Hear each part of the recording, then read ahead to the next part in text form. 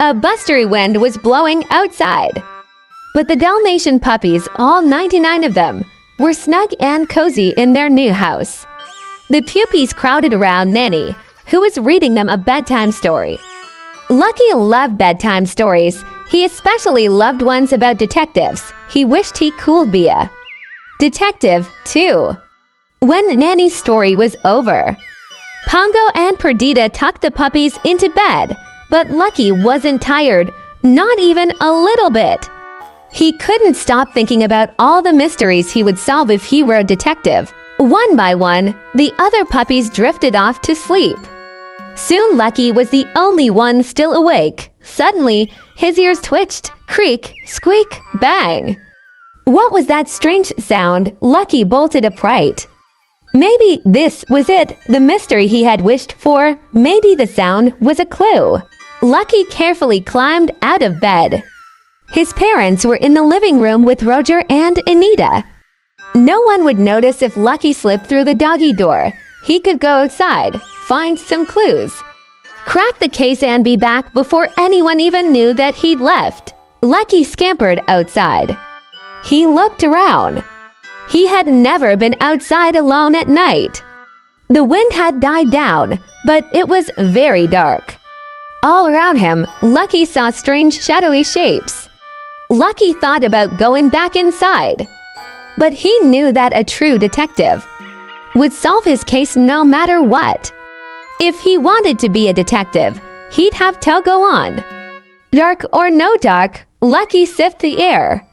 An unfamiliar smell made his nose twitch. Maybe it was another clue. Lucky pressed his nose down to the dirt and sniffed again. There it was, the same smell. His tail wagged as he followed the scent into the woods. This is exactly what a real detective would do. Lucky thought eagerly as he tracked the smell to a hollow log. Lucky poked his head into the log to see. War was inside and found his spooky eyes staring back at him. Lucky yelped in surprise. He backed out of the log as quickly as he could and ran right into a tree. Thunk! Strange noises filled the air, and Lucky felt something brush by his head. Hoo-hoo-hoo, flap, flap, flap, whoosh. Lucky was surrounded by spooky sounds, and he didn't know what was making any of them. And to make matters worse, had been so busy tracking the smell that he hadn't noticed how far had roamed. He had no idea where he was or how to get home. There was only one thing to do: run. Lucky raced through the forest, ducking under branches and leaping over rocks. When the trees began to thin, he charged forward, running faster and faster until, wham, he knocked right into someone. In a flurry of fur and tails and hisses and growls, Lucky and the stranger tumbled over and over and over. Then a familiar voice said, "Lucky, is that you?" Alti was Sirkin Tibbs, the cat who'd helped rescue Lucky and his siblings from Cruella de Vil. Sirkin Tibbs. Lucky cried in relief, "Help! I'm lost and I don't know how to get home." Sergeant Tibbs knew just what to do. He led Lucky to an old barn, where the two filled the Colonel. In Unlucky's situation, no question about it. "We've got to get this pup back to the Dalmatian plantation," the Colonel announced. "But it's too late for the twilight bark, I'm afraid." Lucky's heart sank.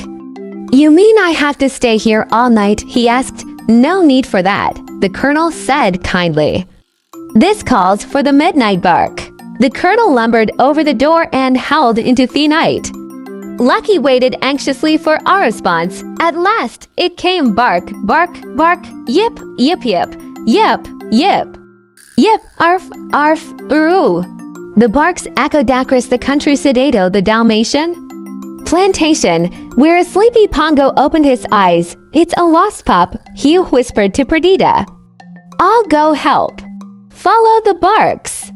They'll lead you home again," the Colonel told Lucky. "Good luck, lad, thank you," Lucky told the Colonel and Sergeant Tibbs. Then, listening closely, he ran into the night. The Colonel was right. Following the sound of the barks, Lucky's son realized that he was on the path home. And now Faith was less scared. Lucky was able to solve all the mysteries that he stumbled upon, even the creaky old gate that had started it all. Back at the Dalmatian plantation, Pongo was shocked to see Lucky bound up to him. "The midnight bark was for you," he asked Dad. "Dad, I solved a mystery," Lucky exclaimed.